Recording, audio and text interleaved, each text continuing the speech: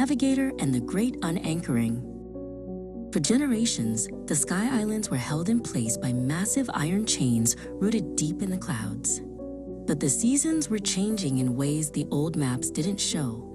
One afternoon, a sound like 1,000 silver bells rang out. The main anchor of their home island, Oakhaven, had snapped. The island began to drift, slowly at first, then faster, away from everything they knew. Panic swept through the village. People huddled in the square, clutching their belongings and weeping. An elder named Zephyr stood on a crate, his voice trembling. "We must pull the chains back. We must stay where we are.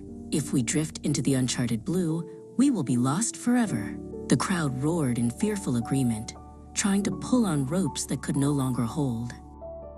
Kiri watched the chaos and felt the familiar tightening in her chest.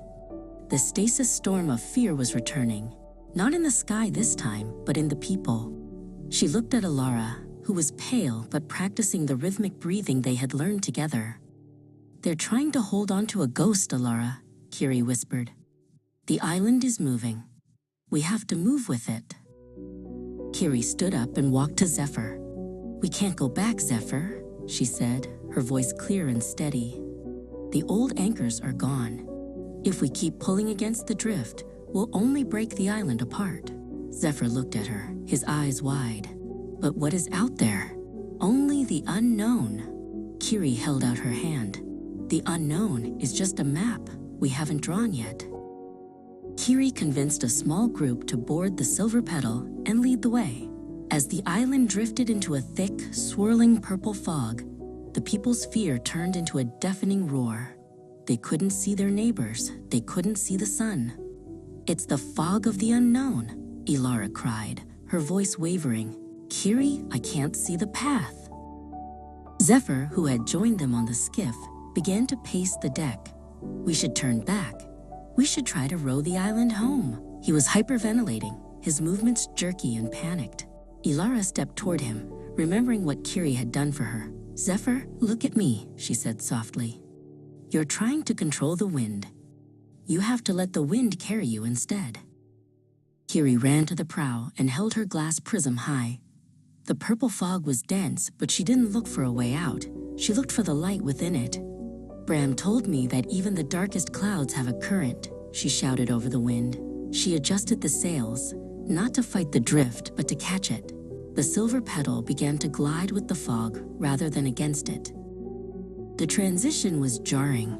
The island jolted as it hit a high-altitude stream of air. "We're falling," Zephyr screamed.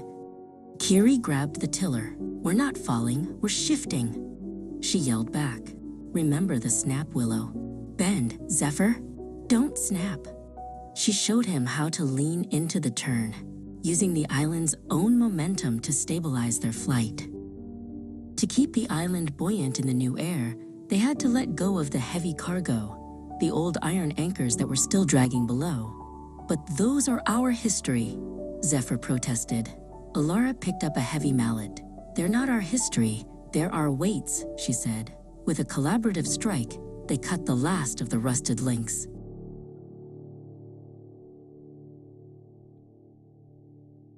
The fog suddenly vanished. Below them lay a breathtaking sight, a cluster of vibrant, lush islands they had never seen, connected by natural bridges of flowering vines. The air was warm and smelled of jasmine. Bram's cruiser was already there, waiting in the harbor of this new world. The people on the drifting island began to cheer as they saw the beautiful landing site.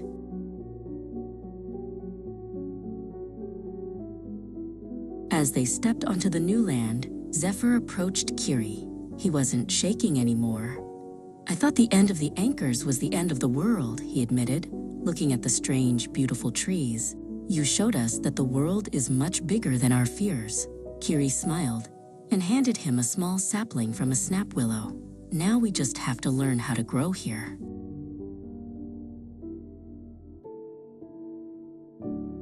That night, the people of Oakhaven didn't mourn their old home. They celebrated their new journey. Kiri and Elara sat by a campfire, watching the stars. Kiri realized that being a navigator wasn't just about surviving the storm. It was about showing everyone that the wind, no matter how scary, could always take them home, even if home was a place they hadn't found yet.